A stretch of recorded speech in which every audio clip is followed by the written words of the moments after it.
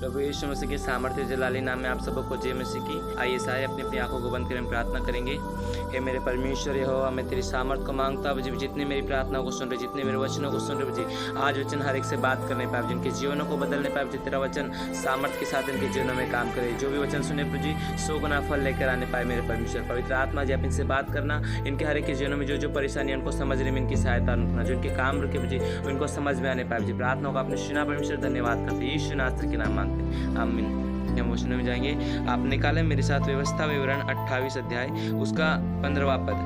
परंतु यदि तू अपने परमेश्वर यहोवा की बात ना सुने और उसकी सारी आज्ञा और विधियों को पालने में जो आज मैं सुनाता हूँ चौकसी ना करेगा, तो ये सब श्राप तुझ पर आ पड़ेंगे। अर्थात श्रापित हो तू नगर में, श्रापित हो तू खेत में, श्रापित हो तेरी कठौती, श्रापित हो तेरी संतान और भूमि की उपज, गायों और भेड़ बकरियों की बच्चे, श्रापित हो तो भीतर आते समय, श्रापित हो तो बाहर जाते समय।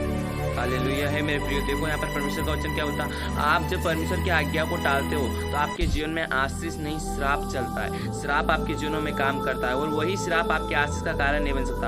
आप सोचते हो मैं प्रार्थना में भी जाता हूँ, प्रार्थना में बैठता हूँ, फिर भी प्रभु की आशीष मुझे मिल नहीं पाती, क्योंकि उसका कारण ये रहता है क्योंकि उसकी आज्ञा जो हमें सुनाता है अगर हम सही रीति से नहीं पालते। आदम और हवा का गिरना इसीलिए हुआ था क्योंकि उन्होंने परमेश्वर की आज्ञा को तोड़ा था। शैतान ने उनको बहकाया कि तू उस फल को खा, परमेश्वर ने मना किया था, लेकिन एक आज्ञा तोड़ने की हम सोचते रहे छोटी सी तो आज्ञा तोड़ देंगे क्या होगा, उसका बहुत बड़ा परिणाम होता। आदम हवा को अदन की वाटिका से निकाल दिया परमेश्वर ने उसी आज्ञा तोड़ने के लिए। और इसीलिए मूसा ने भी कहा था, जब इजराइलियों ने उसकी आज्ञा को तोड़ा तो परमेश्वर ने आग से उन्हें भस्म कर दिया। इसीलिए जब आप परमेश्वर की योजना को थोड़ा सा समझते हो कि नहीं, अगर मैं थोड़ी सी गलती कर दूंगा तो उसमें कुछ नहीं होता, उससे बहुत कुछ हो सकता है आपके जीवन में उस परेशानियों को लाने के लिए। आप छोटी सी आज्ञा, आपको पता अगर ये आज्ञा इतनी मायना नहीं रखती तो शैतान उसको फल खाने पर मजबूर नहीं करता, लेकिन उसको पता था कि ये वचन परमेश्वर के मुख से निकला कि ये आज्ञा ना तोड़ना, इसलिए उसने आदम हवा को बहकाया ताकि वो फल को तोड़े और खाए। आपके जीवन में आप सोचते हो नहीं, आज प्रेयर में आज पवित्र दिन मानने के लिए स्मरण रखना 10 आज्ञाओं की एक आज्ञा दी, लेकिन हम उसी को तोड़ देते हो, सोचते नहीं मैंने तो आज्ञा नहीं तोड़ी, आज काम आ गया तो मैं चला गया।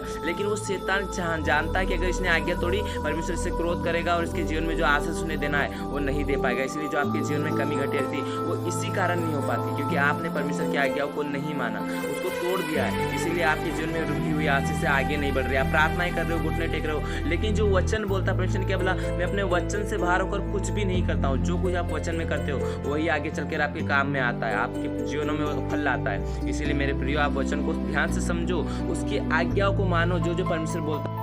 इसीलिए अगर आशीष को लेना है तो परमेश्वर जो बोलता है उसको ध्यान से सुनो, उसकी आज्ञाओं पर चलो। उसने बोला जो मुझसे प्रेम रखते हैं वो मेरी आज्ञाओं को मानते हैं। इसका मतलब अगर हम आज्ञा को नहीं मानते, प्रभु से हम प्रेम नहीं करते, उससे प्यार करते तो उसकी आज्ञाओं को मानोगे। हम उससे अपनी आज्ञाओं को मनवाते कि नहीं प्रभु मुझे मेरे घर में आशीष चाहिए, मुझे चीज़ें चाहिए। अगर आपको चीज़ें चाहिए, परमेश्वर बोलता है तो मेरे मार्ग और धर्म की खोज कर सब मैं तुझे दे दूंगा। आपको उसके मार्ग और धर्म की खोज करना है। प्रभु अपने आप सारी वस्तुएं आपको देने के लिए रखता है। उसने बोला मैंने तेरे लिए चुनकर रखा है कि मैं सब कुछ तुझे दूँ, लेकिन उससे पहले आपको उसकी आज्ञा पर चलना पड़ेगा। और ना सारे श्राप जो है वो आप पर आ पड़ेंगे। श्रापित हो घर से जाते समय, श्रापित हो तेरी कटौती। अगर मान लो आपका काम ही श्रापित है और आप आशीष मांग रहे हो, कहाँ से आएगी? पहले आपको उसको समझना पड़ेगा कि किस श्राप मेरे ऊपर आया। यीशु के लहू से तोड़ो से लिखा गया, यीशु का लहू हर एक पापों से आज़ादी देने के लिए। आप उसको तोड़ो, अपने परमेश्वर से प्रार्थना करो, प्रभु